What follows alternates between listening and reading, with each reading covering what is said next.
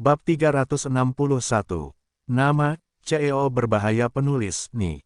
Darcy, plus matikan mengatur ulang. Qin Mucai tidak mengerti mengapa Qiao Guanli tiba-tiba berubah pikiran dan tidak hanya menandatangani kontrak kerja sama dengan Diseng. Dan di hari kedua penandatanganan, suntikan modal pertama langsung datang. Total 300 juta yuan, baginya saat ini, adalah waktu yang tepat.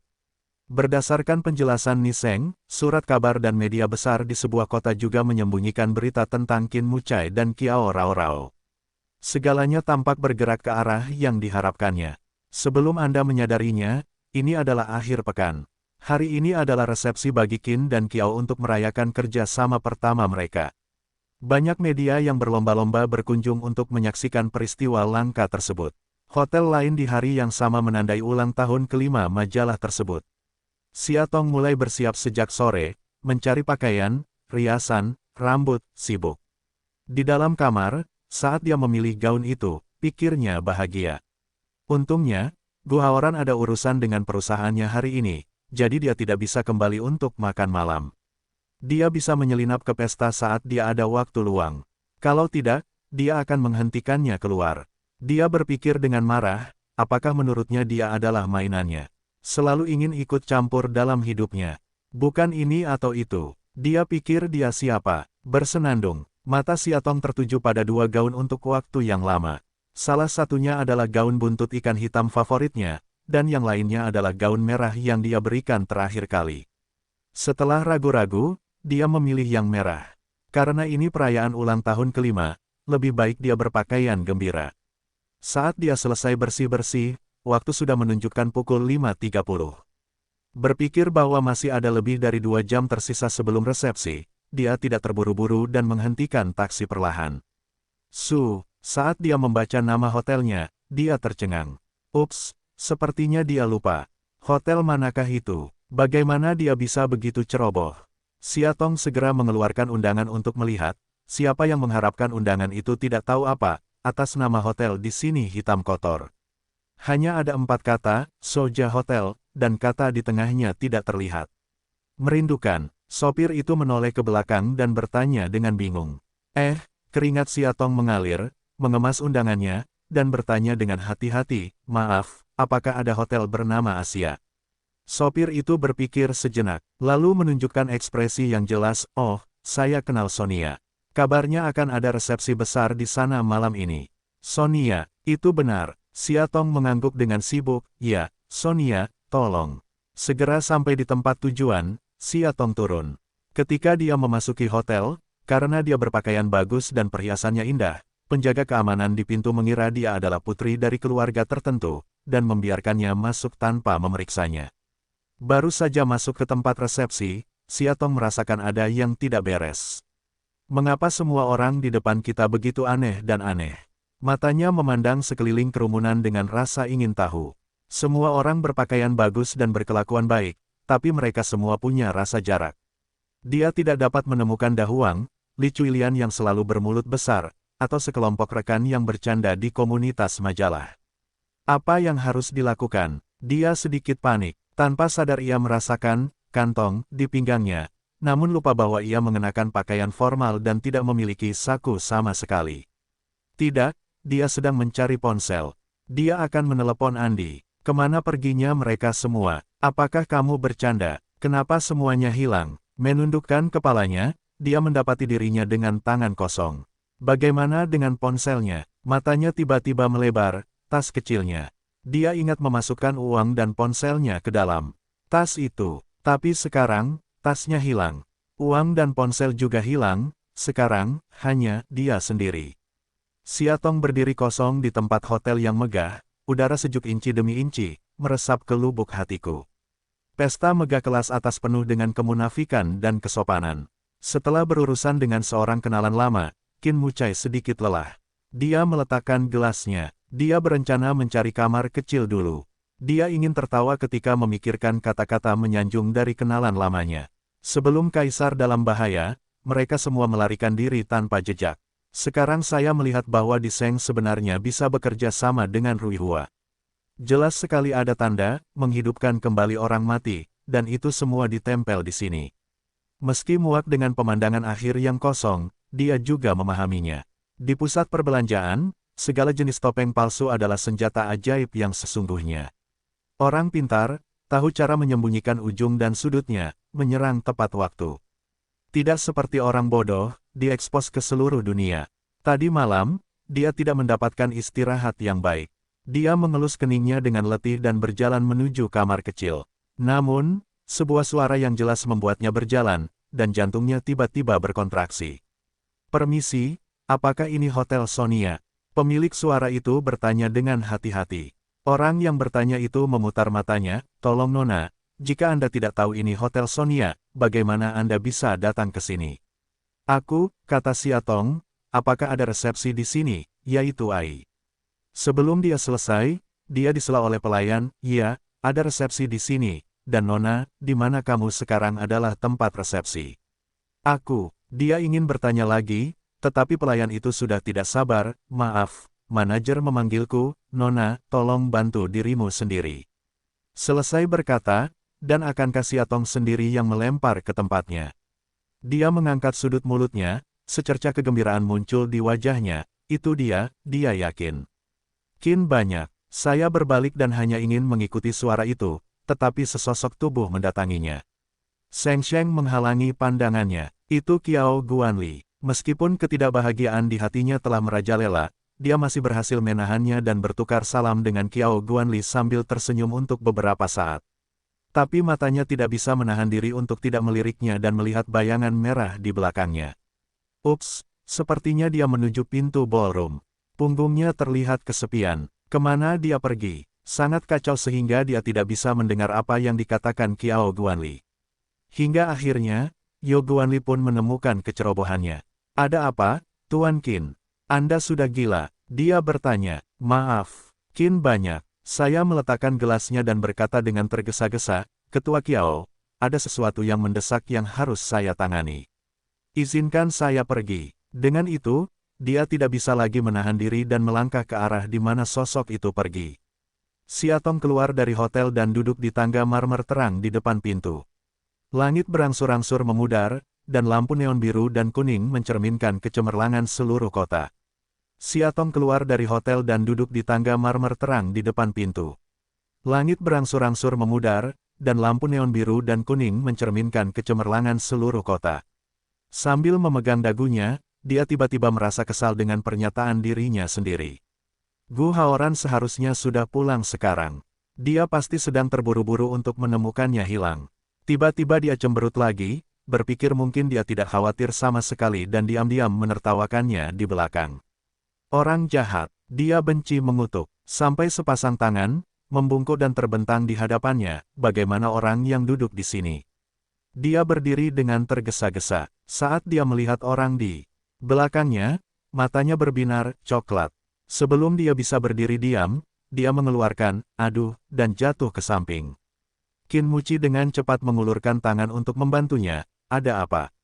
Siatong membungkuk untuk menyentuh tumitnya, dan berkata dengan depresi, "Sepasang sepatu ini untuk pertama kalinya, ada yang menggilas kaki."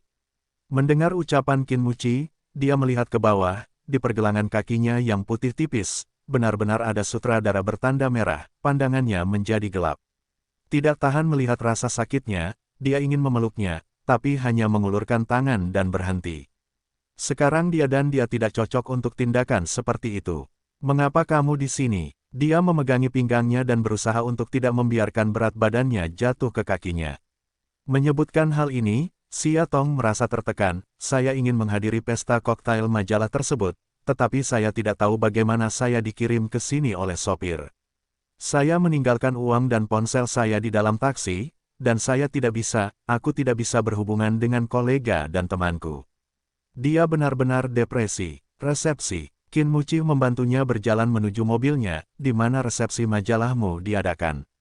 "Entahlah," gumam Siatong, "ini seperti hotel di Sohoya.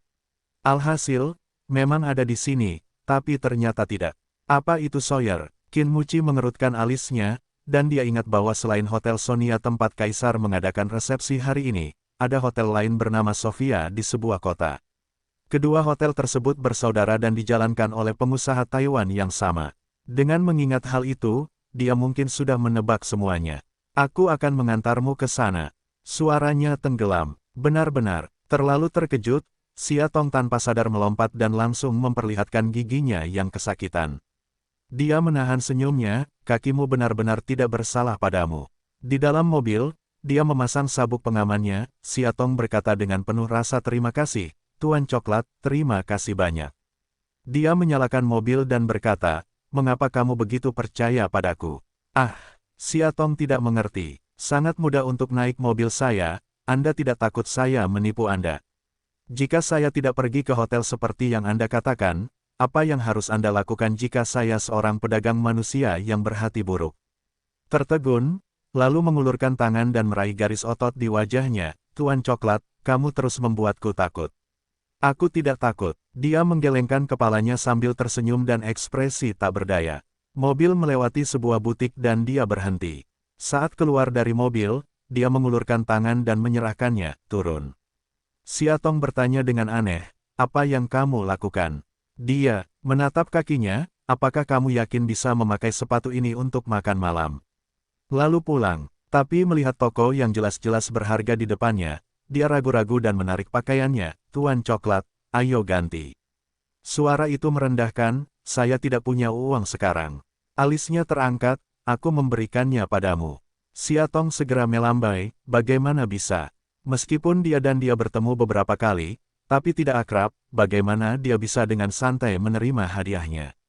Tidak, dia menghela napas, saya meminjamkannya kepada Anda, oke. Meminjam uang, Siatong memikirkannya, menatap bekas luka di tumitnya, dan akhirnya mengangguk. Baiklah, dia setuju. Qin Mucai menariknya ke dalam toko, melirik sepasang sepatu wanita halus di jendela, dan akhirnya berhenti di bagian tengah. Gaya simpel yang sangat umum, tidak modis sama sekali, tapi kuncinya adalah memakainya dengan nyaman, sangat cocok untuknya saat ini. Beri aku sepasang ini, ukuran 37. Katanya sambil menunjuk ke sepatu itu. Baiklah, pelayan segera membawakannya untuknya. Dia berjongkok di depannya, tanpa sadar membantunya melepas sepatunya. Wajah Siatong memerah dan berkata, saya akan melakukannya sendiri. Keluarkan kaki Anda dari sepatu hak tinggi dan masukkan ke dalamnya. Ukurannya pas. Siatong terkejut, baiklah, Tuan Coklat, Anda benar-benar Tuhan, bahkan sekilas saja Anda tahu ukuran apa yang saya kenakan. Dia tertawa dan tidak berbicara. Berbalik, dia menunjuk ke tuxedo putih di jendela dan berkata, turunkan gaun ini untukku juga.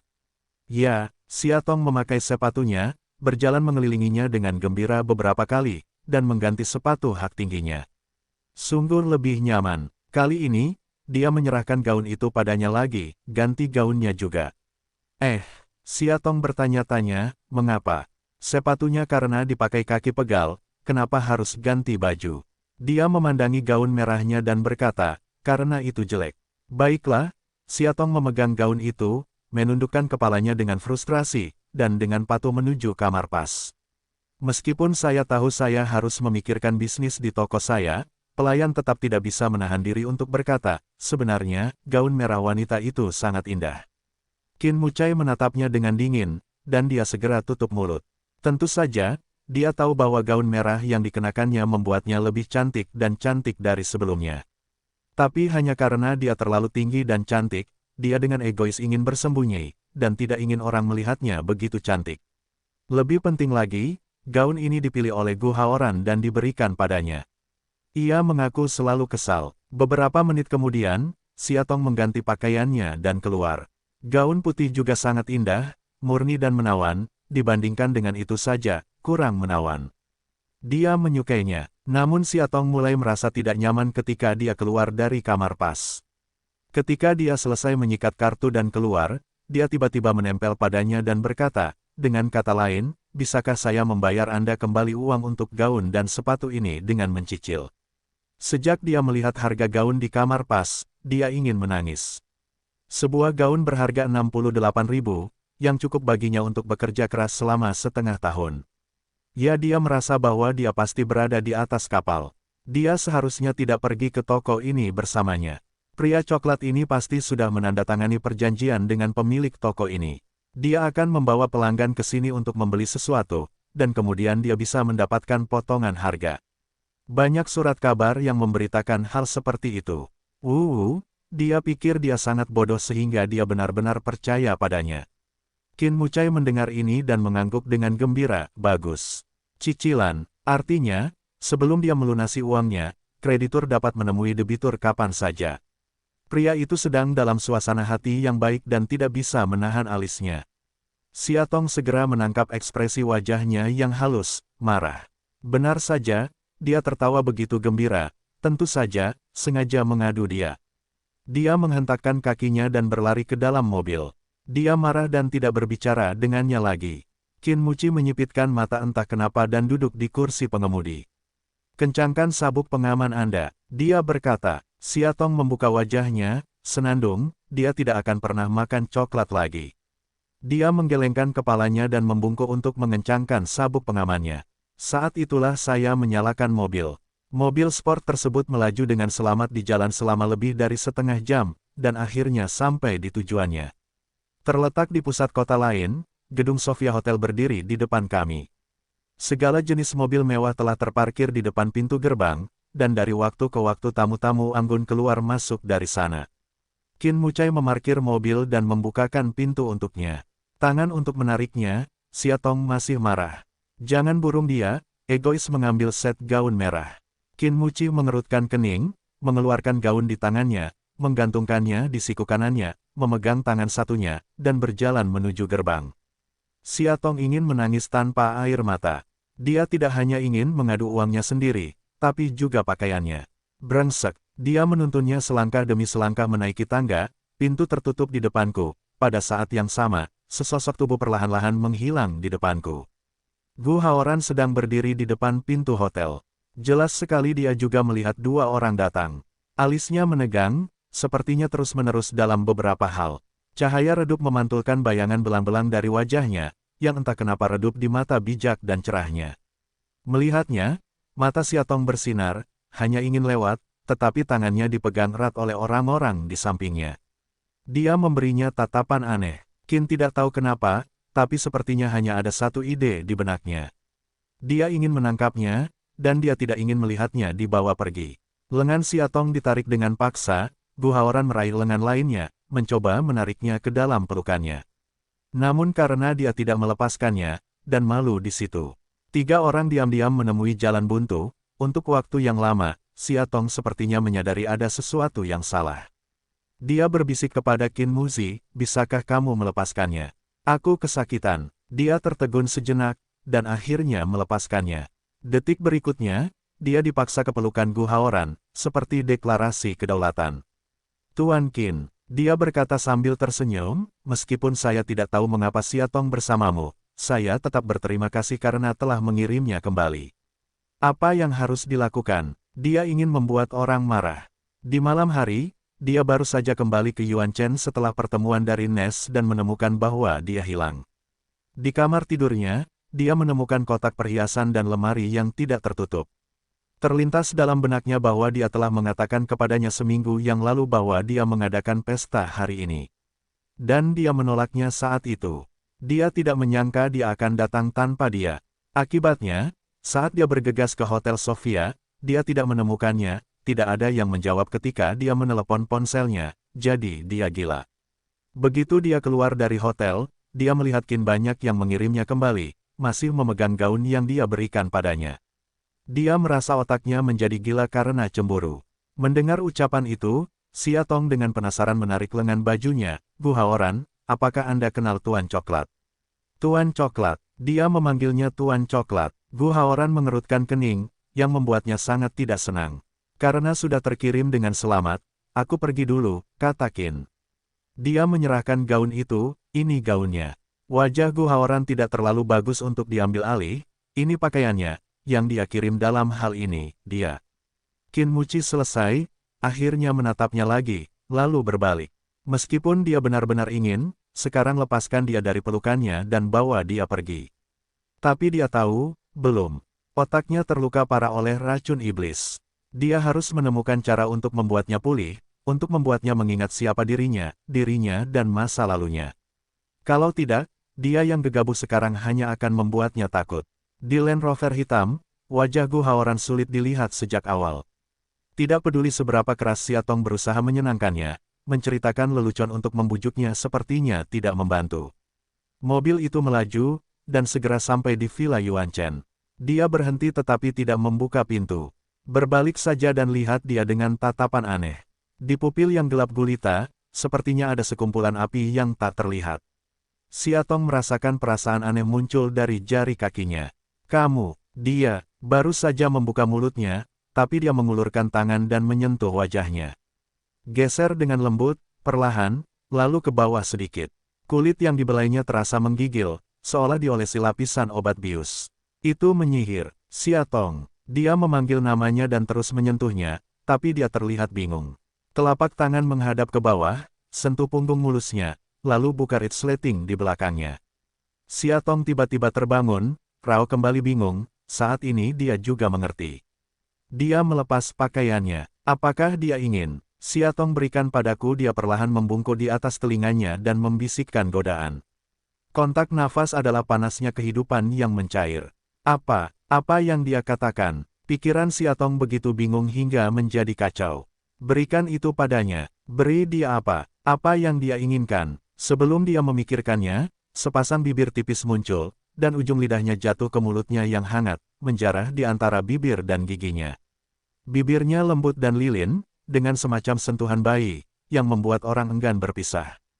Ciumannya yang penuh gairah membuatnya tidak bisa bernapas. Dia tidak bisa membiarkannya mencium bibir, lehernya. Kesadarannya masih bingung. Dia tidak tahu apa yang akan dia lakukan. Dia hanya merasakan kulit yang disentuhnya memiliki rasa nyaman yang tak terlukiskan. Dia suka dia memeluknya, dekat dengannya, tapi di suatu tempat di dalam hatinya, dia kesakitan. Tampaknya lemah dan tahan, meskipun dia tidak mengerti dari mana perlawanan itu berasal. Napas pria semakin berat, seolah tertahan hingga di ambang kehancuran. Dengan alasan terakhir, dia mendorong pintu hingga terbuka, menjemputnya dan bergegas ke villa. Tidak masalah, kali ini dia tidak peduli tentang apapun. Berkali-kali sebelumnya, dia memaksakan dirinya untuk tenang dan menunggu dengan sabar. Menunggu dia menerimanya dengan sepenuh hati. Sebelumnya, dia tidak pernah menyangka akan memperlakukan wanita dengan begitu sabar. Tapi hari ini, dia menyadari bahwa dia tidak bisa menunggu lebih lama lagi. Tubuh dan hatinya membutuhkannya, dia ingin memilikinya, ingin bersamanya, ingin berintegrasi dengan tubuh dan pikirannya, dan mendaki ke puncak kenikmatan bersama. Kali ini, dia tidak peduli.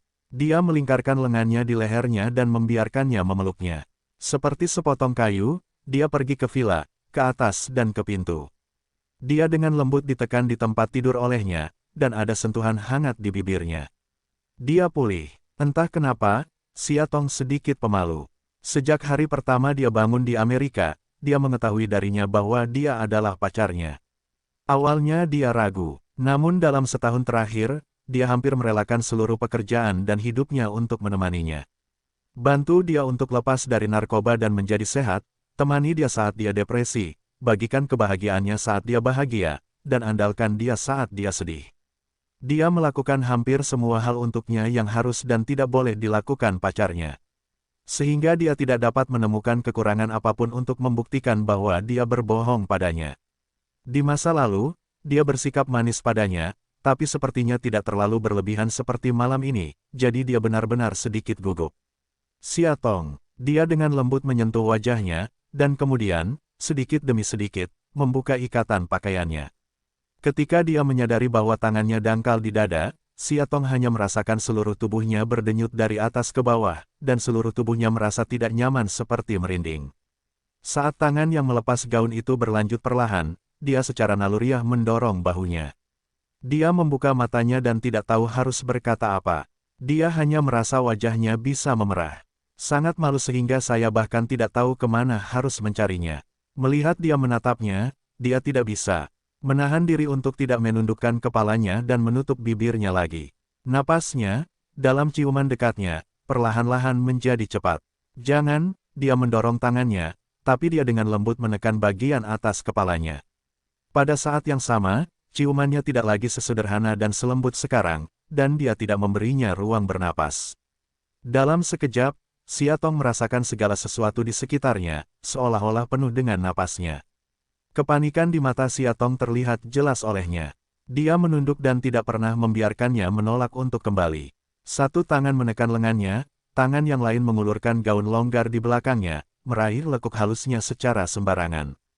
Sayangnya, ketika dia bernapas lebih banyak, dia tiba-tiba berkata, hahaha.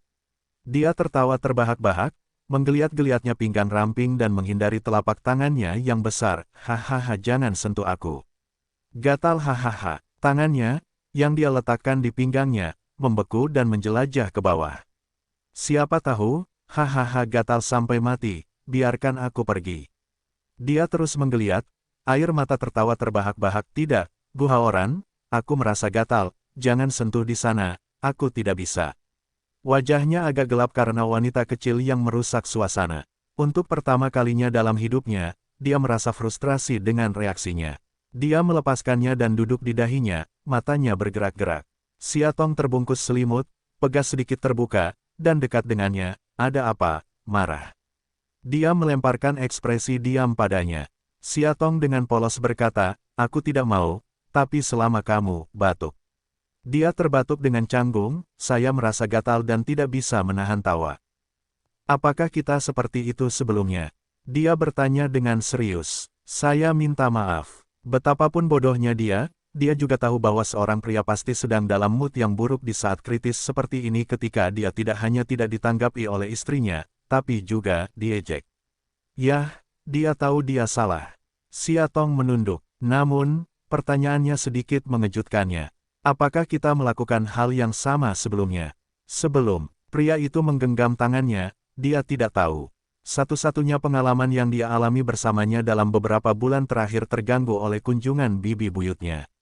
Setelah itu, dia tidak pernah memiliki kesempatan untuk melakukan kencan buta lagi dengannya. Ia masih belum akrab dengan tubuhnya. Dia tidak dapat menemukan kegembiraannya, tidak tahu bagaimana membuatnya bahagia, dan tidak tahu bagaimana membuatnya menjadi keadaan. Rasa frustrasinya semakin kuat. Sambil berdiri, dia berkata, saya akan mandi.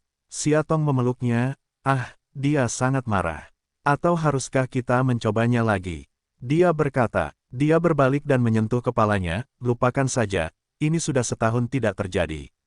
Kamu mungkin tidak bisa beradaptasi untuk saat ini. Tubuhnya menjadi sensitif, dia yakin. Yang membuatnya bingung adalah dia tidak yakin apakah kepekaannya ditujukan untuk semua orang, atau apakah dia tidak peka hanya pada satu orang saja. Kalau yang pertama, tidak masalah. Dia bisa mengajarinya perlahan dan membimbingnya untuk tenggelam bersama. Tapi jika yang terakhir, jantungnya berdebar kencang, dia memaksakan dirinya untuk tidak berpikir, hewan peliharaan yang hangat menyentuh kepalanya, berbalik ke kamar mandi. Saat Gu Haoran sedang mandi, telepon di kamar tidurnya berdering. Dia mengangkatnya, halo, suara laki-laki yang dalam dan familiar terdengar di telepon, ini aku. Xia Tong segera mengenali siapa orang itu. Tuan Coklatlah yang menghasilkan puluhan ribu yuan malam ini. Bagaimana kamu tahu telepon rumah kita? Xia Tong penasaran, lalu depresi. Dia berhutang banyak padanya, dan dia berusaha sekuat tenaga untuk mencegahnya, menyelinap. Alih-alih menjawab pertanyaannya, dia hanya bertanya, kamu baik-baik saja. Melihat wajah Gu Haoran saja sudah sangat buruk, dia mulai khawatir apakah dia akan melakukan sesuatu yang menyakitinya ketika dia meninggalkan Sofia. Tidak apa-apa, aku baik-baik saja. Xia Tong marah. Bersenandung, jika dia bukan debitur yang baik, saya khawatir dia tidak akan tidur nyenyak. Itu bagus. Dia berkata, dan terdiam beberapa saat. Tentang uang gaun. Haha, dia benar-benar mengerti maksudnya, dan Xia Tong merasa bersalah. Saat itu, pintu kamar mandi terbuka dan Gu Haoran keluar dengan jubah mandinya. Pacarku ada di sini. Aku tidak akan berbicara denganmu lagi, Tuan Coklat. Sampai jumpa. Dia memotongnya dan segera menutup telepon. Kamu tidak perlu membayarnya kembali, belum terucap, tapi ada bunyi bip mekanis di telingaku. Di sela-sela sajak gendang telinga, sepertinya kalimat terakhirnya, pacarku akan datang. Gu Haoran, pacarnya. Dia meletakkan ponselnya dan tinggal di rumah yang sama selama setahun.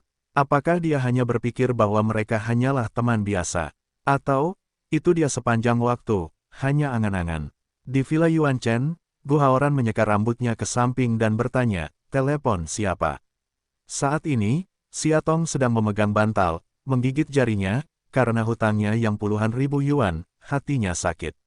Apa masalahnya? Dia naik ke arahnya dan menatap wajahnya, sedikit aneh. Siatong memalingkan wajahnya, terkulai dan bertanya dengan suara rendah, Gu Haoran, bisakah kamu meminjamkanku uang? Dia terkekeh, berapa? Subkartu-kartu kreditnya selalu ada di tangannya. Pada hari pemberiannya, dia berharap dia bisa membeli lebih banyak barang untuk dirinya sendiri seperti wanita normal, dan berhenti bekerja keras menggambar sepanjang malam. Alhasil, dia menunggu dan menunggu, namun tidak pernah mendapat informasi bahwa dia menggesek kartu tersebut dengan kartu wakilnya. Kemudian, dia bertanya padanya dengan putus asa. Pertama, dia memasang ekspresi yang tidak bisa dijelaskan. Dia sepertinya tidak tahu sama sekali tentang kartu itu. Akhirnya, dia membalikkan seluruh ruangan dan menemukan kartu itu di sudut. Dia bertanya dengan hati-hati, Gu Haoran, apa kata sandinya? Dia semakin hancur. Siatong memikirkannya. Gaunnya 68.000. Dilihat dari kelas tokonya, sepatunya diperkirakan 2.000. Itu 70.000. Dia berkata dengan lemah, 70.000. Dia memunculkan sentuhan kegembiraan di sudut mulutnya. Karena otaknya, wanita kecil itu akhirnya tahu cara membelanjakan uang. Sayangnya, jelas Siatong memahami kebahagiaan sebagai cibiran. Dia dengan cepat mengubah kata-katanya, 50.000. Dia hanya dapat meminjam sisa 20.000 yuan dari kolega dan temannya. Senyumnya membeku. Selesai, dia tampak lebih tidak senang, suara Siatong lebih kecil, 30.000. Sepertinya dia harus bergegas mencari dahuang besok untuk menjelaskan situasinya. Saya berharap dia akan membayar gajinya beberapa bulan di muka demi lukisan kerja kerasnya. Dia benar-benar menyembunyikan senyumnya. Saat Siatong hendak menekan lagi, dia menjadi marah dan tiba-tiba berbalik. Siatong duduk di tempat tidur, meraba ke bawah. Bagaimana saya bisa mengatakan itu? Sungguh menyakitkan membicarakan uang. Lihat, bukankah ini contoh yang paling nyata? Dia menyayanginya sebelumnya, tetapi begitu dia menyebutkan uang itu, dia segera pergi. Andalkan itu, Siatong menekan tempat tidur Palu. Beberapa menit kemudian, dia muncul di kamar lagi dan melemparkan selembar kertas tipis ke depannya. Ini dia. Ini cek. Siatong memegangnya erat-erat, matanya terpaku pada angka 0 yang tak terhitung jumlahnya di belakang, dan otaknya pusing. Terima kasih. Dia sangat bersemangat. Tidak, dia pingsan, tapi perasaan aneh di hatinya lebih kuat. Setelah beberapa saat, dia duduk, memeluknya, ragu-ragu sejenak, dan akhirnya menghela nafas. Di masa depan, jika kamu ingin membeli apa saja, ambil saja kartuku dan sikat. Jangan terlalu sopan. Oh, Siatong mengangguk, memikirkannya, dan berpikir ada sesuatu yang salah, tapi tidak ada apa-apa selain. Dia menekan kepalanya, di antara kita tidak perlu terlalu jelas. Baru-baru ini, dia sangat sibuk sehingga dia bahkan tidak punya waktu untuk makan. Karena dukungan penuh Rui Hua, rencana pembangunan pusat penelitian narkoba berjalan lancar. Proyek ini tidak hanya besar, tetapi juga mendapat pujian dari media. Dia terkejut dengan ekspresi berlebihan pembangunan kesejahteraan masyarakat ini di berbagai surat kabar dan majalah. Dia berpikir bahwa perjalanan Kaisar Seng masih panjang, tetapi dia tidak melakukannya. Saya tidak berharap bahwa dia akan berada di jalur yang benar secepat ini. Baru-baru ini, reputasi di Seng semakin meningkat dari hari ke hari. Orang-orang tampaknya secara bertahap telah melupakan insiden perdagangan narkoba yang menghancurkan setahun yang lalu. Tidak hanya pasar saham yang terus meningkat, tetapi juga banyak orang kasus-kasus kerjasama yang sempat terhenti di masa lalu sudah mulai disambung kembali. Semuanya berjalan ke arah yang baik, dan dia dalam keadaan yang sangat sibuk. Ia bahkan bersyukur atas keadaan ini, sehingga ia tidak bisa memisahkan pikirannya untuk memikirkan hal lain. Kalau tidak, dia benar-benar takut dia akan menasihati. Ketika ponsel di meja berdering, dia membalik desain di tangannya dan menekan tombol jawab halo. Kin banyak aku, suara ceria Kiao Rao datang dari telepon, apa yang kamu lakukan? Dia menyerahkan desainnya kepada orang yang berdiri di sampingnya dan berkata, saya sudah memeriksanya. Tidak ada masalah, saya akan mengerjakan sesuai gambar. Ya, pria itu mengambil gambar itu, tampak lega, dan keluar dari kantor. Dia baru saja mendapat waktu luang, hanya sibuk. Sibuk, sibuk, sibuk. Kiao Rao mengeluhkan alasannya yang konsisten, kamu mengatakan bahwa kamu baru berusia 30 tahun, dan kamu bekerja keras seperti orang tua. Kamu tidak takut untuk menelepon ayahmu besok, dan kamu malah akan memanggilnya kakek. Dia tertawa dan mengerti bahwa dia berbuat baik padanya. Dia tidak membalas, apakah kamu ada waktu luang sore ini? Dia bertanya, sore. Sepertinya ada pertemuan yang akan diadakan. Dia perlu mengadakan pertemuan untuk menjelaskan kepada bawahannya rincian implementasi spesifik dari pembangunan pusat periode kedua. Dia baru saja selesai, ditentang oleh Kiao Rao, tidak, batalkan. Dia mengerutkan kening. Dia benci campur tangan orang lain dalam pekerjaannya. Kecuali seseorang, tentu saja, itu bukan Kiao Rao. Sudahkah kamu lupa? Kiao Rao berkata, hari ini adalah hari ulang tahunku. Dia berteriak, apa-apaan ini, ayah? Aku bahkan tidak ingat ulang tahun putriku. Ulang tahun bayi. Dengan cemas, dia membuka kalender di meja dan teringat bahwa hari ini adalah tanggal 15 Juli ulang tahunku yang ke-6. Dia begitu sibuk sehingga dia melupakan semuanya. Mengetahui bahwa itu adalah kesalahannya, dia berkata, oke, pertemuan sore itu akan dibatalkan. Nada bicara Kiao Rao santai, hei, aku baru saja membawamu ke pusat perbelanjaan dan membelikannya satu set pakaian. Sekarang kamu datang ke istana kekaisaran. Bersiaplah, ayo kita keluar untuk makan malam. Dia, Kiao Rao dan Xia Guogue makan bersama. Kombinasi ketiganya membuatnya merasa aneh. Akhir-akhir ini, Kiao Rao selalu pergi ke sekolah untuk menemui gadis baik. Dia memiliki hubungan yang baik dengannya. Hanya saja ia masih belum bisa menerima kalau ada wanita lain dalam hidupnya. Bahkan wanita ini pun tidak mengganggu. Tapi, setelah memikirkannya, dia memutuskan untuk menunggu sampai makan selesai, dan kemudian dia mengatakan sesuatu yang halus dengan Kiao Rao. Dia berkata, "Yah, pekerjaanku hampir selesai. Aku akan langsung mengantarmu menjemputmu di pusat perbelanjaan mana kamu berada." Setengah jam kemudian, mobilnya diparkir di tempat parkir bawah tanah sebuah pusat perbelanjaan internasional. Masukkan barang rampasan Kiao Rao ke dalam bagasi. Dia menoleh dan bertanya, di mana kita akan makan? Kiao Rao berkata, ada restoran pribadi di dekat sini. Makanannya enak. Aku akan mengajakmu mencobanya nanti. Aku berjanji akan memakannya sampai kamu ingin menggigit lidahmu. Qin Muci hanya tersenyum dan memegang tangan kecilnya. Sepanjang perjalanan menuju restoran, Kiao Rao mulai berkicau lagi. Qin Muci, aku memberimu hadiah, tapi boneka Barbie terbaru tahun ini sangat cantik. Apa yang akan kamu berikan pada putrimu? Mendengar pidato itu, ups, sepertinya dia lupa membeli hadiah. Hari-hari ini sangat sibuk dan bingung, jika tidak diingatkan oleh Kiao Rao, dia takut melupakan ulang tahun bayinya. Memikirkan hal ini, dia berjongkok, menyentuh kantong otak kecil putrinya dan bertanya, apa yang kamu inginkan? Darling menggelengkan kepalanya, tidak ada. Melihat seorang putri yang bijaksana di depannya, dia merasakan sedikit sakit di hatinya.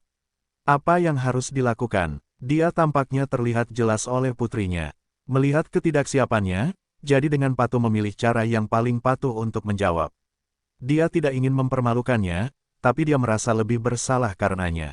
Qin Mucai mengusap rambutnya, ayah akan menyiapkan hadiah yang paling tak terduga untukmu. Di siang hari bolong, dia diseret keluar rumah olehnya. Xia Tong sangat tertekan. Mau tak mau dia merasa melankolis ketika memikirkan segunung lukisan di ruangan itu yang akan didesak oleh panggilan mematikan yang tersisa besok. Memandang pria yang mengenakan sabuk pengaman, dia tidak dapat menahan diri untuk bertanya, Gu Haoran, apakah kamu sangat sibuk? Jika Anda tidak menganggur, bagaimana Anda bisa tidur sampai siang, dan kemudian, terlepas dari pekerjaan, dengan malas menyeretnya keluar rumah? Dia tidak bisa makan tanpa dia. Aku tidak bisa memakan adikmu. Pemuda kapitalis seperti dia harus dibuang ke daerah pengungsian di Afrika. Mereka membuatnya kelaparan selama 3 hari 3 malam. Dia tampak kuning dan kurus. Bisakah dia makan? Sibuk. Dia memberinya senyuman menawan, tapi sesibuk apapun kamu harus makan, kan? Menurutmu apa yang akan kita makan? Dia berpikir, makanan Prancis. Tidak, kamu dulu tinggal di Prancis begitu lama, kamu pasti merasa mual saat makan makanan Jepang. Sepertinya tidak cocok dengan seleramu, rasa Asia Tenggara. Lupakan saja, aku merasa ingin muntah karena baunya kari. Mulut Siatong berkedut, lamaran yang sangat tulus, tuan muda, ayo makan mie instan. Dia benar-benar memiliki banyak gambar untuk diikuti Tut, saat dia memikirkan auman histeris Anda besok, dia akan berkeringat dari lubuk hatinya. Tidak, dia akan kembali bekerja. Gadis sisa atau semacamnya, tidak ada salahnya. Tiba-tiba, Gu Haoran sepertinya memikirkan sesuatu. Sambil tersenyum, dia menginjak mesin. Mobil berhenti di depan pintu sebuah restoran pribadi. Dia menggandeng tangannya dan masuk. Dekorasi restoran diatur dengan gaya abad pertengahan, dengan warna-warna cerah di ruangnya, yang tanpa disadari membuat orang merasa bahagia. Itu gaya favoritnya. Bagaimanapun, hatinya yang tertekan akhirnya bahagia. Pelayan mengantar mereka ke tempat duduk dekat jendela dan memesan hidangan. Gu Haoran kemudian berkata, jika tidak apa-apa, kamu harus keluar lebih banyak untuk bernapas dan tinggal di rumah setiap hari. Apakah kamu ingin menjadi Nyonya Curi? Ada apa dengan Nyonya Curi? Siatong bergumam, wanita yang hebat. Petik 2. Ya, yang hebat meninggal karena radiasi radium. Siatong berkata, Gu Haoran, kamu berbicara dengan baik, tidak? Dia menyesap tehnya lama-lama, di mana aku tidak berbicara dengan baik. Siatong berdiri, marah ingin mengulurkan tangannya untuk menarik wajahnya, lelaki mati ini. Akhirnya, dia menghela nafas, menarik tangannya dan berkata, aku juga melakukannya untukmu. Dia dengan dingin mengeluarkannya tangan dari telapak tangannya, berbalik dan ingin pergi. Dia meraihnya. Apakah itu marah? Dia berkata dengan baik, menurunkan postur, salah hitung, oke. Perutku kembung. Aku harus pergi ke toilet untuk berkecil hati. Dia benci mengatakannya. Dia mengangkat bibirnya dan berkata, silakan. Siatong menginjak-injak sampai ke toilet. Mengapa dia baru saja bertengkar? Faktanya, dia tidak tahu. Sejak kegagalan malam itu, dia sepertinya selalu bertengkar karena hal-hal kecil. Dia sangat sombong, dan dia tidak lembut, sehingga keluarganya menjadi asap. Pada akhirnya, dia selalu merendahkan postur tubuhnya, membujuknya dan meminta maaf padanya, yang membuatnya tenang. Dia selalu mengatakan bahwa laki-laki adalah serigala. Yang disebut pria terhormat dan temperamen yang baik hanya muncul ketika serigala itu kenyang. Subteksnya adalah, dia lapar, he ingin memakannya. Siatong tersipu. Sebenarnya, dia juga ingin memberinya makan. Tetapi setiap kali sebelum pemanasan memasuki keadaan, dia mulai mengembara, dan kemudian tertawa terbahak-bahak seolah-olah sedang menonton film lucu. Buat dia sangat ekspresif frustasi dan frustasi, membuatnya merasa sangat bersalah. Perjalanannya masih jauh untuk tidur. Siatong berjalan ke kamar mandi dan menyentuh kertas di sakunya sepanjang jalan. Dalam prosesnya, dia secara tidak sengaja mengeluarkan beberapa koin dari sakunya. Koin perak itu jatuh ke tanah dan mengeluarkan suara, bang-bang, yang jelas di tanah. Melihat ini, Siatong dengan sedih membelai keningnya, hanya ingin membungkuk untuk mengambil koin. Seorang gadis tiba-tiba muncul dari samping, berjongkok dengan tubuh lembut kecil, satu persatu mengambil koin yang dijatuhkan ke tanah, sangat serius dan sangat fokus. Gadis kecil yang cantik, Siatong tidak dapat menahan perasaan bahwa jika dia memiliki putri yang begitu pintar, dia akan terbangun dalam mimpi. Gadis itu mengambil koin itu, menaruhnya di tangannya dan menghitungnya dengan kepala menunduk. Kemudian dia berbalik, mengangkat wajah kecilnya dan berkata, Bibi, kamu. Dua kata belum diucapkan, gadis itu tiba-tiba berhenti, matanya kaku menatap mata Siatong, wajahnya terkejut. Tiba-tiba, dia membuang koin di tangannya. Dia maju dan memeluk pahanya, Bu. Siatong tercengang, ya. Dia memanggilnya ibu. Itu, meskipun dia sangat ingin memiliki anak perempuan yang cantik, namun kenyataannya tidak seperti itu. Siatong berjongkok, membukanya sedikit, dan berkata, gadis kecil, apakah kamu mengenali orang yang salah? Aku bukan ibumu. Darling mengepalkan lengannya dan menolak melepaskannya. Wajahnya memerah, Bu, aku sangat merindukanmu dan ayah sangat merindukanmu. Maukah kamu kembali? Aku berjanji akan patuh di masa depan. Aku tidak akan membuatmu marah lagi. Siatong terasa canggung, mengapa menurutnya situasinya semakin aneh. Pemandangan bising di sini menarik banyak penonton. Banyak orang memandang gadis kecil itu, lalu memandang Xiaotong, dan secara spontan mulai mengkritik. Itu tidak manusiawi. Aku tidak menginginkannya ketika anak itu masih sangat kecil. Ya, gadis cantik itu pintar dan bijaksana. Bagaimana dia bisa membuangnya? Ya, jika Anda tidak memiliki rasa tanggung jawab, jangan melahirkannya. Xiaotong melihat tongkat kecil di sisi kakinya dan mendengarkan serangkaian tuduhan di telinganya. Dia hanya merasa bahwa dia tercekik. Bagaimana dia bisa begitu sial? Dia baru saja makan. Dia tidak hanya memiliki seorang putri tanpa alasan, tetapi juga menjadi ibu yang tidak bertanggung jawab dan kejam. Pada saat ini, Qin Mucai, yang datang untuk mendengarkan berita itu, menyisihkan banyak orang. Ketika dia melihat Xiaotong, protagonis diskusi, dia jelas terkejut. Lalu aku melihat perilaku putriku, dan aku samar-samar memahaminya. Ayah melihat Qin Mucai, Xia Guoguai sepertinya akhirnya menemukan sekutu dan berteriak penuh semangat. Kedua tangannya masih tidak menyerah untuk menarik pakaian Xiaotong, ke arah Qin Muchou berseru, "Ayah, aku menemukan ibu." "Ini ibu." Dia kembali. "Ayah." Mata Xiaotong melihat ke arah gadis kecil itu, dan tiba-tiba melihat kreditornya, Tuan Coklat. "Ayolah, tidak bisakah semuanya menjadi begitu berdarah?" Sedih sekali dipanggil ibu oleh seorang gadis berusia 5 atau 6 tahun. Apakah dia masih punya suami? Apa Gu Haoran, objek perselingkuhannya terhadap Xiao San? Oh, setelah keterkejutan awal, Qin Muzi menjadi tenang. Dia maju dan menjemput putrinya. Dia tidak berbicara. Qiao Rao berdiri di samping dan ingin menyela, tapi dia tidak bisa berkata apa-apa. Dia hanya bisa menyapu mata mencurigakan itu satu persatu di depan semua orang. "Beri jalan untuk." Gu Haoran dengan tidak sabar mendorong kerumunan di depannya dan berjalan ke arah Xiaotong.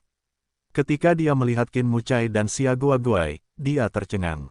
Namun sesaat, kedamaian kembali. Dia bertanya, "Apa yang terjadi?" Xiaotong mengulurkan jarinya dan menunjuk ke arah Xia Guoguai dengan tatapan kosong. Dia bilang, "Aku ibunya." Melihat Xiaotong menatapnya, Xia Guoguai langsung berteriak dengan semangat, "Bu, aku Guoguai. Apa kamu tidak ingat? Aku baik-baik saja." Melihat ini, wajah Gu Haoran menjadi tenang, namun kegelisahan dan ketegangannya meningkat ke puncak. Dia meremas telapak tangannya dan berkata dengan ringan, dia mengenali orang yang salah. Dia hanya ingin membawanya sekarang, tiba-tiba aku tidak nafsu makan, ayo pergi. Yang membuat Xiaotong merasa bingung. Sebelum dia bisa lewat, tangannya ditarik kuat-kuat dan berjalan keluar. Saya baru mengambil 2 langkah, tetapi saya dihadang oleh seorang pria. Qin Mucai menyerahkan bunga cantik itu kepada Qiao Rao dan berdiri di depan mereka. Penglihatan itu sengaja atau tidak sengaja melewati Gu Haoran dan menyapu Xiaotong. Penglihatannya ringan dan lembut, tapi setelah menghubunginya, tiba-tiba menjadi tenang. Xiaotong menggigil, hanya ada satu kesadaran di hatinya. Dia tidak bisa pergi sekarang. Dia selalu merasa bahwa sebagian dari ingatannya sengaja ditutup-tutupi. Jika dia pergi sekarang, dia tidak akan pernah menemukannya lagi. "Aku tidak pergi." Dia tiba-tiba melepaskan diri dari tangan Gu Haoran dan berjalan ke arah Qin Mucai, "Tuan Coklat, saya ingin Anda memberitahu saya siapa saya dan siapa Anda." "Permen, bukan omong kosong." Gu Haoran marah, "Pulanglah bersamaku." Qin Muci mengerutkan kening. Mengetahui bahwa dia telah kehilangan ingatannya, dia tidak berani terlalu mendesak. Dia mendesaknya untuk memikirkannya, tapi bukan berarti dia bisa membiarkan pria lain melakukan ini padanya. "Saya adalah Anda." Dia baru saja membuka mulutnya, tetapi Gu Haoran menyela, "Tuan Qin, saya ingin berbicara sedikit dengan Anda sendirian, oke?" Berbicara dengan sainganmu sendirian. Dia tidak begitu murah hati, hanya ingin menolak. Gu Haoran menebak, "Saya pikir Anda tidak akan menyesal." Qin Muci. Qiao Rao melangkah maju dan bingung dengan situasi di depannya. Qin Muri merenung sejenak, lalu menepuk pundaknya, "Jaga baik-baik sayangku, aku akan keluar sebentar." Dia mengangguk. Gu Haoran secara tidak sengaja menatapnya, tampak terkejut, dan segera menjadi tenang. Xiaotong tak berdaya melihat kedua pria itu menghilang dari matanya, dengan panik. Dia tiba-tiba berjongkok di depan kekasihnya dan bertanya dengan serius, "Apakah aku benar-benar ibumu?" Xia Guoguai mengangguk, "Baiklah. Ibumu tidak, dia berkata dengan cemas, kapan aku menghilang? Sayang musim panas berpikir, ibu telah pergi selama setahun penuh.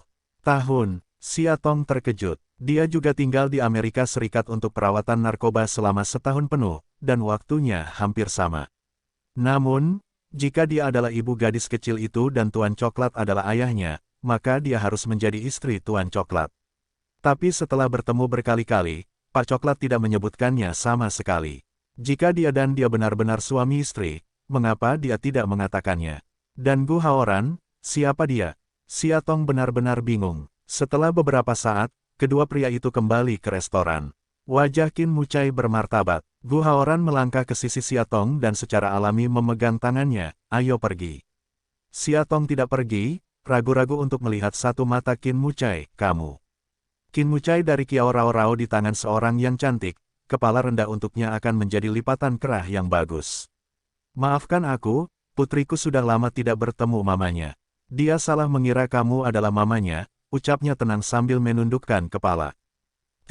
Salah, Xia Tong tercengang. Ketika dia mendengar kata-kata itu, dia sedang terburu-buru. Dia memutar tubuh kecilnya ke dalam pelukan Qin Mucai, ayah curang, ayah curang. Ayah adalah orang jahat, orang jahat. Jangan memperhatikan ayah lagi, ayo pergi. Gu Haoran sekali lagi menarik tangannya, mengulangi, nadanya agak tidak sabar. Detik berikutnya, Xia Tong merasa tubuhnya dipegang paksa oleh lengannya dan ditarik ke arah pintu. Di pintu ruang makan, pintu besi itu tertutup perlahan, tepat saat dia menoleh ke belakang. Pria yang telah kedinginan sepanjang waktu sepertinya menatapnya. Untuk sesaat, mata dua orang mengikuti saat terakhir ketika pintu restoran ditutup, terhubung erat. Pasti ada sesuatu yang salah, pikir Xia Tong. Dia menariknya ke dalam mobil dan segera mengikat sabuk pengamannya. Xia Tong meraih tangannya dan bertanya, Gu Haoran, ada sesuatu yang kamu sembunyikan dariku, kan? Dia diam, tetap kenakan sabuk pengamannya. Maukah kamu memberitahuku? Xia Tong memohon, hanya pria yang kukenal itu, aku dan dia. Apakah kamu tidak mendengar apa yang dia katakan? Dia memotongnya dengan dingin, dia bilang dia baru saja mengenali orang yang salah, kamu tidak ada hubungannya dengan dia, kamu pacarku. Dia menyalakan mesin, jangan berbohong padaku. Xia Tong menjawab dengan penuh semangat, jika itu seorang pacar, mengapa aku begitu sensitif terhadapmu? Mengapa aku tidak mengenal tubuhmu? Mengapa kita tidak selalu bisa? Dia meremas telapak tangannya, suaranya tiba-tiba menjadi rendah dan berkata dengan suara serak, Xia Tong, kenapa kamu tidak bisa mempercayaiku setelah sekian lama bersama? Bukankah aku sudah berbuat cukup banyak untukmu? Dia berhenti, di depan alis pria itu yang selalu damai, seolah awan kesedihan membeku, dia melihat, sebenarnya dari lubuk hatinya ada semacam perasaan tertusuk jarum. Selama setahun terakhir, dia sangat baik padanya, begitu baik sehingga dia merasa ucapan terima kasih terlalu sedikit. Dia seharusnya tidak meragukannya, tapi, di lubuk hatiku ada perasaan hampa yang membuatnya bingung dan ingin merebut sesuatu. Dia membungkuk dan mengusap rambutnya seperti biasa. Ini seperti membujuk, dan itu seperti mencoba menghilangkan kekhawatirannya. Patuh, jangan terlalu banyak berpikir, obatmu sudah habis. Dokter, Jason menghubungi saya 2 hari yang lalu dan meminta saya untuk membawa Anda kembali ke Amerika Serikat untuk pengobatan terakhir. Periode terakhir juga merupakan periode paling kritis bagi Anda untuk sepenuhnya menghilangkan kecanduan Anda. Setiap gejolak emosi sebelum periode ini akan berdampak pada kondisi Anda. Petik 2. Dia berkata, percayalah padaku, oke. Xia Tong ragu-ragu untuk melihatnya, dan akhirnya mengangguk, bagus. Setelah jeda, Gu Haoran, jangan berbohong padaku. Karena dia begitu, berusaha mempercayainya. Senyumnya membeku, tentu saja. Kembali ke Taman Danau, dia menyerahkan kekasih berisik itu kepada pengurus rumah tangga.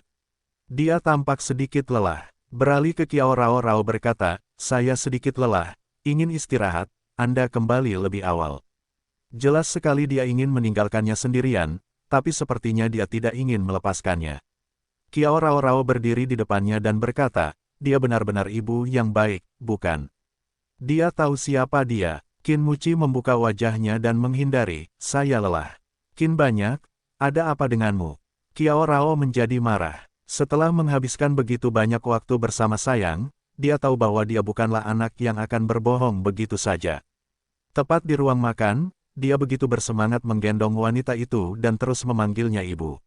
Dan kemudian Qin Muci melihat ekspresi tidak biasa di wajahnya. Dia tidak bodoh. Dia dapat melihat bahwa wanita itu pasti ada hubungannya dengan dia. Dia tidak mengerti mengapa dia menyangkalnya sekarang. Apa yang dia takutkan? Kiao Rao Rao, apa urusanmu denganku? Kenapa kamu menanyaiku lagi dan lagi? Tahukah kamu bahwa kamu sedang kesal? Dia berhenti, ini pertama kalinya sejak kita bertemu, dia mengatakan kata yang begitu berat padanya. Jika Anda ingin membicarakan urusan pribadi keluarga Qin kami dan menggali tanah sejauh 3 kaki. Maafkan saya, silakan segera keluar dari sini. Dia sedang dalam mood yang buruk sekarang. Dia tidak bisa lagi memikirkan suasana hati orang lain. Mendengar ucapan itu, wajah Kiao Rao Rao sangat pucat, dia menggigit bibir, berbalik dan berlari keluar. Saat petang, malam pun tiba. Lake Garden Villa, dia menghadap ke jendela Prancis yang besar, minum sendirian. Sebenarnya dia tidak suka minum. Alkohol dapat mempengaruhi fungsi normal otak, akan berdampak pada pengambilan keputusan dan ketenangan seseorang.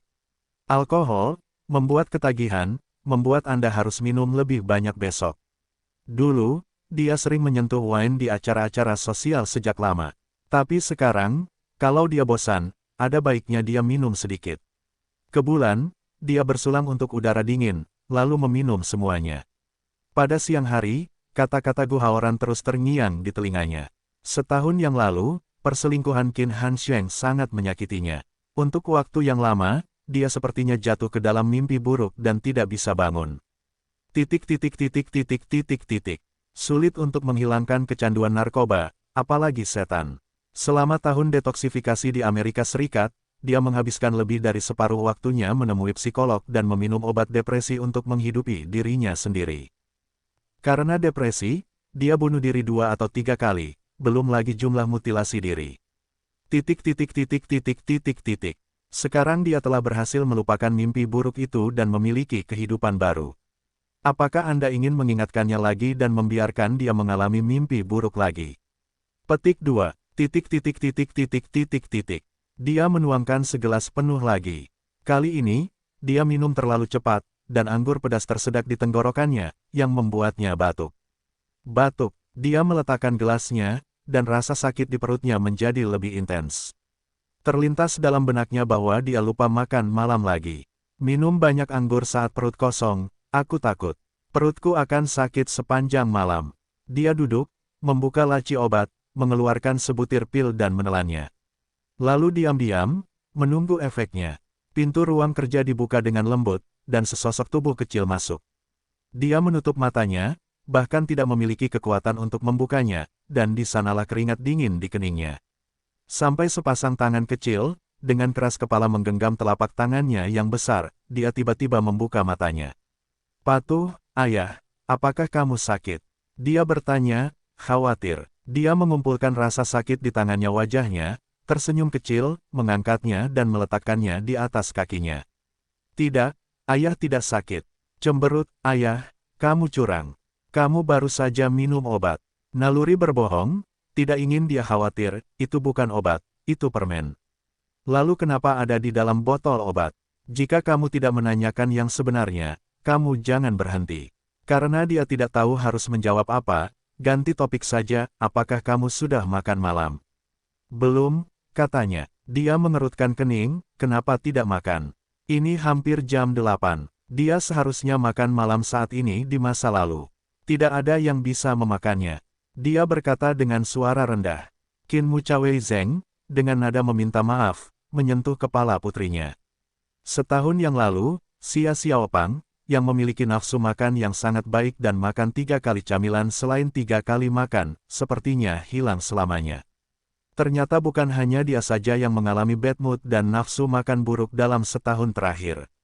Kalau begitu biarkan ayah menemanimu makan, oke. Matanya berbinar sesaat, menantikan penampilannya, bisakah? Tentu saja, dia berdiri sambil memeluknya, siap untuk turun. Xia Guoguai tertahan di pelukannya, ragu-ragu sejenak, lalu bertanya, kapan, Guoguai bisa makan malam bersama ayah dan ibu? Dia membuka pintu dengan tangan datar. Ayah, kamu berbohong padaku hari ini, bukan? Dia terus-menerus bertanya, bibi di restoran itu adalah ibu. Dia tidak mengakui kesalahannya, bukan. Dia berusia 6 tahun dan duduk di kelas 1 sekolah dasar. Ia mulai mempelajari segala macam ilmu budaya, tidak lagi seperti anak naif yang mudah ditipu. Qin Muci memeluknya, merenung sejenak, tidak ingin bersembunyi. Ya, dia menjawab dengan sungguh-sungguh. Itu benar, ayah. Kenapa ayah? Mengapa dia mengakui bahwa dia salah? Kenapa dia tidak mengakuinya? Bahkan ibu pun aneh. Dia sangat aneh dan tidak mengenalnya sama sekali. Ada apa dengan semua ini? Qin Mucai akan duduk di meja, dan para pelayan sudah maju untuk meletakkan peralatan makan dan menyajikan hidangan. Dia menyerahkan sendok itu padanya dan berkata, karena ibu sakit. Sakit, saya masih tidak mengerti. Qin Muci berpikir tentang bagaimana menjelaskan kepada putrinya dengan benar, karena ibu sakit, dia telah melupakan banyak hal. Ah, bagaimana mungkin? Sayang menggigit sendok, sedikit tertekan, lalu dia tidak ingat ayah dan sayang. Qin Muci mengangguk, ya, dia sedang sakit parah sekarang. Kita tidak bisa memberitahunya terlalu banyak hal secara gegabah. Itu akan membuatnya takut. Oh, dengan patuh tiba-tiba mengangguk, tidak heran. Setelah itu memikirkan hal ini, dia mengerutkan kening, ibu itu tidak bisa berpikir untuk menjadi gadis yang baik sepanjang hidupnya, bukan? Izinkan dia untuk tidak mengingatnya lagi, bahkan jika dia melakukan segalanya, dia akan membiarkan dia mengingatnya. Tetapi hanya jika dia menjaganya tetap sehat. Yuan Chen, setelah kembali dari restoran, suasana seluruh villa menjadi sangat kaku. Xia Tong keluar dari mobil, langsung naik ke atas, kembali ke kamarnya, dan mengurung diri sepanjang sore. Melihat gambar-gambar di seluruh ruangan, dia tiba-tiba menjadi kesal, naik ke ambang jendela dan dalam keadaan linglung, hingga ketukan di pintu menginterupsinya. Dia ragu-ragu dan membuka pintu. Tidak mengherankan, di luar pintu ada Gu Haoran. Dia memutar pergelangan tangannya dan berkata, makan malam sudah siap. Ayo turun untuk makan malam. Xia Tong melepaskan tangannya, saya tidak mau makan. Dia berkata dengan suara yang dalam, Xia Tong, jangan membodohi dirimu sendiri. Sekali lagi, dia mengatakan hal yang sama di restoran hari ini, dan kemudian dia ingin mengantarnya pulang dengan marah. Dia benar-benar tidak mengerti, bagaimana mungkin dia tidak bodoh. Apakah patuh hanya jika Anda mendengarkan dia dan melakukan segala sesuatu sesuai pengaturannya? Susadar akan kata-katanya yang tidak bisa disesuaikan, nadanya turun, tidak lapar juga makanlah, aku melakukannya dengan sangat keras. Selesai mengatakan untuk tetap mengulurkan tangan ke arah keluhannya, seperti yang diharapkan, ujung jari putih ramping, memiliki banyak lepuh-melepuh. Hati Xia Tong lembut, memang benar tuan muda seperti Gu Haoran, yang dipuji banyak orang, selalu diajari bahwa, seorang pria sejati jauh dari seorang juru masak. Sebelum saya mengenalnya, saya belum pernah ke dapur, kecuali membuat makanan ringan. Belakangan di Amerika, karena kecanduan narkoba yang sering merebak, dan ketika merebak, dia sangat malu, sehingga dia sangat resisten terhadap kehadiran orang luar dalam keluarganya. Tanpa pembantu, dia harus melakukan semuanya sendiri dan mencoba berbagai macam hal untuk pertama kalinya. Pertama kali memasak, pertama kali merawat pasien, pertama kali mempelajari cara merawat wanita secara detail. Dan keterampilan memasaknya juga mengalami kemajuan pesat di tahun ini. Meski tidak berlebihan untuk menjadi lebih baik dari koki bintang 5, ia juga seorang model, yang membuatnya selalu menggerakkan jari-jarinya. Dengan banyaknya pengalaman, ia tidak percaya bahwa lecet di tangannya disebabkan oleh kecelakaan. Tapi dia bahkan menggunakan daging pahit, jika dia masih kedinginan, itu terlalu tidak masuk akal. Membaca ini, Xia Tong mengangguk, oke. Sudut mulut pria itu memunculkan sentuhan kegembiraan yang terlihat jelas, seolah dia akhirnya merasa lega dan maju untuk memegang tangannya. Turun ke bawah, restoran di lantai pertama, sudah menjadi wangi ikal, dengan seenaknya menggoda serangga rakus di perutnya. Meskipun dia tidak terlalu lapar, dia memaksa dirinya untuk makan sedikit. Sambil makan, ia seakan berkata dengan santai, kamu bisa menggambar draft majalah Aemo hingga terbitan ini. Lalu mengambil cuti panjang dengan pemimpin redaksi N. Kenapa? Xia Tong tidak mengerti. Diperkirakan akhir bulan ini kita harus kembali ke Amerika. Anda harus melalui pengobatan tahap terakhir, minimal 3 bulan. Bukankah Anda bilang akan kembali bulan depan? Xia Tong bingung. Sekarang waktunya telah berubah. Dia ringan. Siatong menjatuhkan sumpitnya dan berkata, "Tidak, saya sudah setuju bahwa saya akan menggambar sampul terbitan berikutnya. Apa yang kamu ingin dia pikirkan tentangku saat dia menyuruh pergi sekarang?" Petik 2. Dibandingkan dengan tubuhmu, itu tidak layak disebutkan sama sekali. Jika Anda sangat menyukai desain, saya akan membuatkan majalah untuk Anda di masa mendatang. Tapi sekarang, kamu harus ikut denganku. Petik 2. Harus. Siatong berdiri dan tiba-tiba tidak nafsu makan, saya tidak makan lagi. Jika kita makan lagi, dia dan dia akan bertengkar lagi. Berbalik, Siatong ingin pergi, tetapi ditahan secara paksa oleh sebuah lengan. Dia mendatanginya dan merendahkan suaranya, marah lagi. Kamu harus membuatku marah. Benar-benar sangat tidak bahagia, mengapa dia selalu ingin ikut campur dalam hidupnya. Dia punya tangan, kaki, berpikir kemampuan, dia bisa memutuskan hidupnya sendiri. Saya melakukannya demi Anda, demi saya, Siatong, mencibir, saya benar-benar berterima kasih, Tuan Gu. Dia membuka mulutnya seolah ingin mengatakan sesuatu, lalu dia terdiam. Siatong menundukkan kepalanya, melihat belenggu di pergelangan tangannya di antara telapak tangan besar itu, dengan dingin berkata, bisakah melepaskannya? Dia ragu-ragu dan perlahan melepaskan tangan yang memegangnya. Seolah sengaja melampiaskan ketidakpuasannya, Siatong menghentakkan kakinya dengan keras dan berjalan menuju lantai 2. Lalu dia membanting pintu. Di malam hari, dia mengetuk pintunya 3 kali. Untuk pertama kalinya, dia berkata, Siatong, kamu tidak makan apapun di malam hari. Saya mengirimi Anda makanan ringan dan Anda membukakan pintu.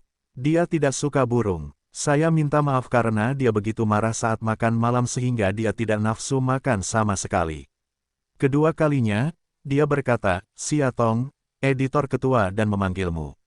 Lanjutkan bukan burung, masih ingin menipunya.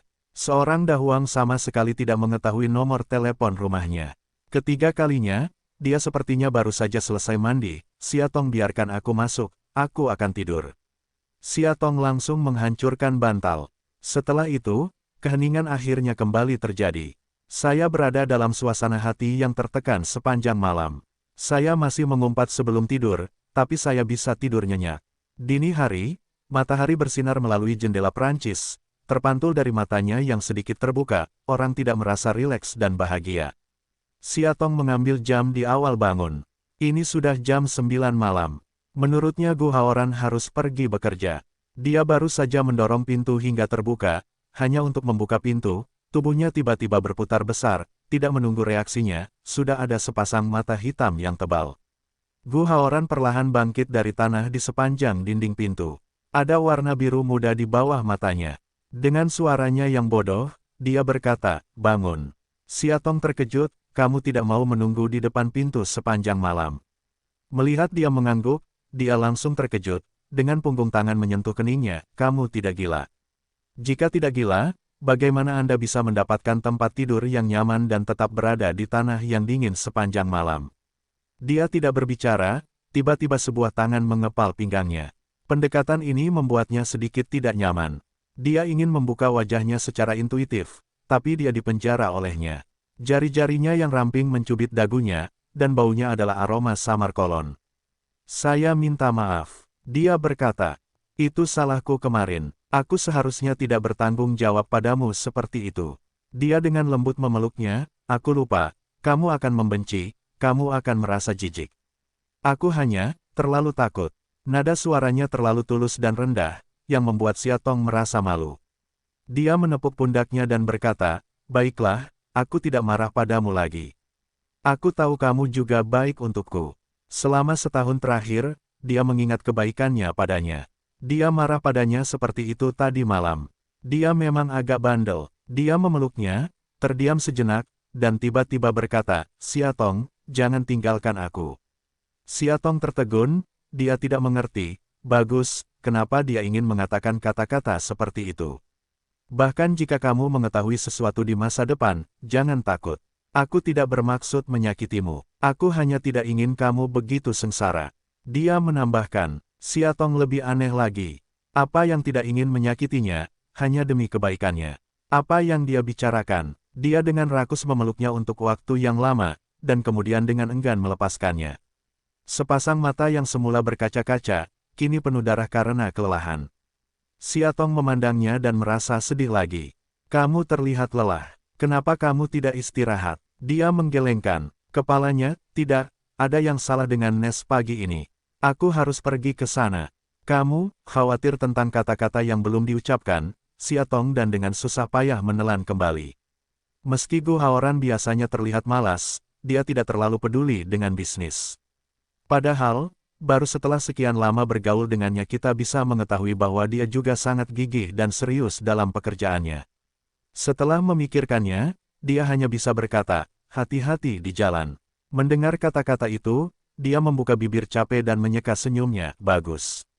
Karena pertarungan tadi malam, Siatong kesal dan tidak punya waktu untuk menggambar rancangan desain, sehingga dia melewatkan tenggat waktu.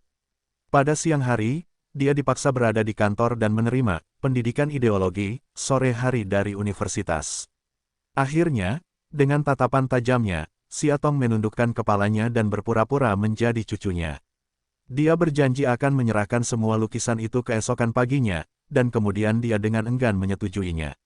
Ada banyak perubahan cuaca di musim panas. Cuaca cerah saat saya keluar di pagi hari, namun hujan deras di sore hari. Di pinggir jalan sudah ada pedagang wanita tua yang indera penciumannya sensitif untuk menjual payung. Dia membayar untuk satu. Melihat hari masih pagi, dia tidak terlalu ingin pulang. Dia berencana untuk berjalan di sepanjang jalan hujan dan menjalani kehidupan romantis sendirian. Tanpa sadar pergi ke gerbang sekolah dasar, saat ini adalah waktu sekolah, banyak sekali anak-anak yang keluar dari gerbang sekolah. Wajah tersenyum polos penuh dengan kepolosan kekanak-kanakan. Siatong memegang payung, berdiri diam, tanpa sadar memikirkan gadis di restoran kemarin. Melihat usianya, dia seharusnya berusia 5 atau 6 tahun. Bagaimana dia bisa menyebut dirinya ibu? Dikatakan bahwa anak adalah roh yang paling jujur di dunia. Dia menahan diri seperti yang dia lakukan kemarin. Secara naluriah, terus-menerus memanggilnya ibu, ekspresi tulus sehingga dia harus percaya. Tetapi, maaf, putriku sudah lama tidak bertemu ibunya.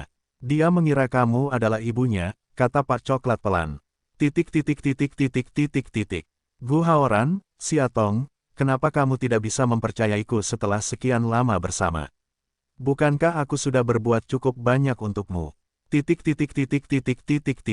Dia mencubit payungnya erat-erat, dan tiba-tiba dia sedikit bingung. Dia benar-benar tidak tahu siapa yang harus dipercaya.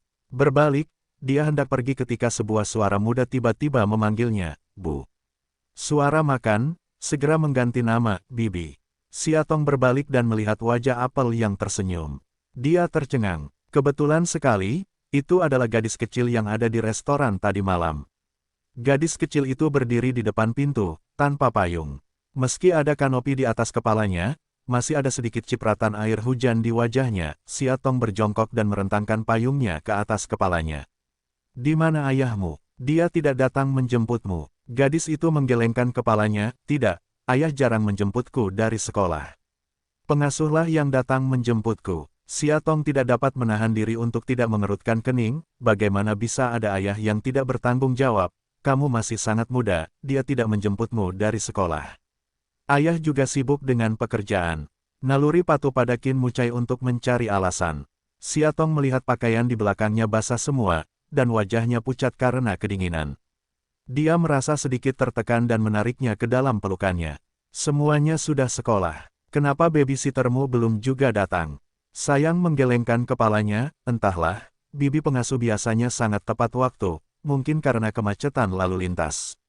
Anak-anak yang sangat bijaksana, sehingga setiap orang dewasa yang tidak bertanggung jawab mengucapkan kata-kata yang baik. Siatong merasakan kepalanya dengan sedikit emosi. Tiba-tiba, perut si kecil sayang mulai mendengkur, dan dia menutupinya dengan malu-malu. Saya tidak makan banyak di siang hari. Sekarang aku tiba-tiba merasa lapar. Siatong segera menyadari, lapar. Sayang mengangguk dengan malu, baiklah. Kamu mau makan, Bibi? Tolong, aku tidak tahu kenapa. Aku hanya merasa sudah ditakdirkan dengan gadis kecil ini. Aku sangat ingin bersikap baik padanya dan memanjakannya. Dia menoleh, melihat sekeliling dan menemukan sebuah KFC tidak jauh dari sana. Apakah kamu mau KFC? Dia menunjuk tidak jauh sambil tersenyum. Dengan patuh dengan jari-jarinya melihat ke belakang, matanya memancarkan sentuhan hasrat. Bolehkah? Dia tidak yakin, karena dia ingat itu ibu dulu benci dia makan junk food seperti ini. Siatong mengangkat alisnya, kenapa tidak? Lalu dia mengangkatnya dan berkata, aku akan memberitahumu secara diam-diam bahwa bibiku juga menyukai KFC. Tapi sepertinya semua makanan di dalamnya adalah anak-anak, jadi setiap masuk sendirian aku merasa malu. Hari ini bersamamu, aku bisa makan sepuasnya. Petik 2. Dia berseri-seri. Aku tidak bisa menahan tawa. Memesan ember keluarga, dua orang menemukan posisi dekat jendela, makanlah. Faktanya, Siatong tidak terlalu menyukai KFC. Pertama, dia makan terlalu banyak makanan cepat saji di Amerika Serikat. Kedua, terlalu berminyak untuk dicerna. Tapi entah kenapa, dengan gadis kecil di depannya, nafsu makannya ternyata sangat baik. Sepertinya selama dia bahagia, dia akan bahagia tanpa sadar, di tengah makan, ada cincin di tas sekolahku. Saat ini, dia sedang menggerogoti kaki ayam, penuh minyak tangan tidak baik untuk menjawab telepon, hanya bisa membantu mata ke arah sapuan Siatong. Siatong siap mengambil tas sekolahnya dan mengeluarkan ponselnya, halo. Telepon yang diakhiri dengan leng, seolah tidak menyangka yang menjawab telepon itu adalah dia. Diam sejenak, di mana kamu? Suara laki-laki yang sangat pelan, hampir seketika, Siatong tahu siapa orang itu. Secara naluriah, dia tetap telentang dan tidak berbicara dengan cepat, kami berada di toko KFC. Yang mana di depan sekolah? Dia bertanya, dengan baik, kau di sana, jangan pergi, aku akan segera di sini. Dengan itu, dia menutup telepon. Siatong sedang memegang ponselnya, dan tiba-tiba ada perasaan gugup yang mengepal di hatinya. Jantungnya berdetak sangat kencang hingga serasa meledak keluar dari dada. Dia meletakkan ponselnya dan menemukan telapak tangannya berkeringat. Ada apa dengan dia? Dia hanya menelepon, yang membuatnya gelisah. Tapi apa yang harus dilakukan? Dia bilang dia akan segera datang. Sebelum kemarin, dia bisa menemuinya dengan suasana santai, tapi setelah kemarin, sepertinya ada sesuatu yang mulai berubah. Perbedaan ini membuatnya bingung dan gelisah. 10 menit kemudian, sesosok tubuh kurus masuk melalui pintu ekstrapolasi KFC. Berdering sebentar, Siatong, seperti refleks yang terkondisi, berdiri dari posisinya dan menatapnya dengan aneh. Qin Mucai mengangkat matanya ke arahnya seolah-olah dengan induksi, dan matanya menyapu dia secara sengaja atau tidak sengaja. Siatong hanya merasa tidak nyaman dan menundukkan kepalanya. Dia mendekat, sayang segera mengangkat kepalanya, dengan manis mengucapkan kalimat, ayah. Dengan baik, dia menyentuh kepalanya dan segera memindahkan pantatnya ke arahnya. Dia merenung sejenak dan duduk dengan gembira.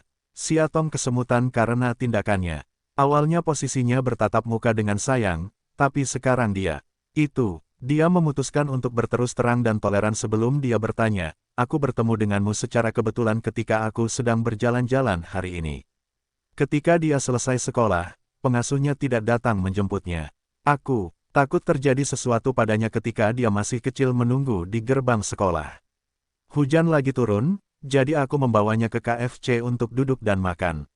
Nama Darling baru diketahui olehnya. Dia pikir senang mendengarnya. Baiklah, dia mengangguk, terima kasih. Sama-sama, dia menundukkan kepalanya karena malu. Dia kesal dengan kecanggungannya dan tidak tahu harus berbuat apa. Dia baru saja mengambil sekantong saus tomat di atas meja dan merobeknya untuk dimainkan. Aku akan membantumu. Berpikir bahwa dia benar-benar membutuhkan saus tomat, dia mengulurkan tangan dan menyentuhnya dengan ujung jarinya. Dia terkejut, aksi tangan yang besar, tas tomat robek, seutas tali cairan kental berwarna merah beterbangan keluar, memercik ke seberangnya. Ah, maafkan aku. Siatong merasa kecewa, cepat-cepat mengambil kertas makan, berdiri, dan mengambil posisi untuk menyekanya. Kupikir dia akan mengambil kertas makan di tangannya dan berkata dia akan datang sendiri. Tanpa disangka, tangannya hanya berhenti di udara sesaat, lalu ditarik ke belakang dan tidak bergerak lagi. Dia bahkan tidak sopan. Kulit kepala Siatong mati rasa, tapi dia mengulurkan tangannya dan menuangkan air. Dia tidak bisa mundur, dia hanya bisa membungkuk dan menyeka noda di dadanya. Saat itu musim panas, dan dia mengenakan kemeja putih lengan panjang. Mungkin baru saja hujan sedikit, dan dia memakainya. Saat ini, Begitu Siatong menyentuhnya, dia langsung merasakan garis otot di bawah kemejanya. Wajahnya memerah. Dia menundukkan kepalanya dan tertawa. Dia memegang sapu tangan putih di tangannya dan mengulurkannya ke pipinya. Kamu juga memilikinya di wajahmu. Siatong terkejut lagi, sudah terlambat ingin mundur.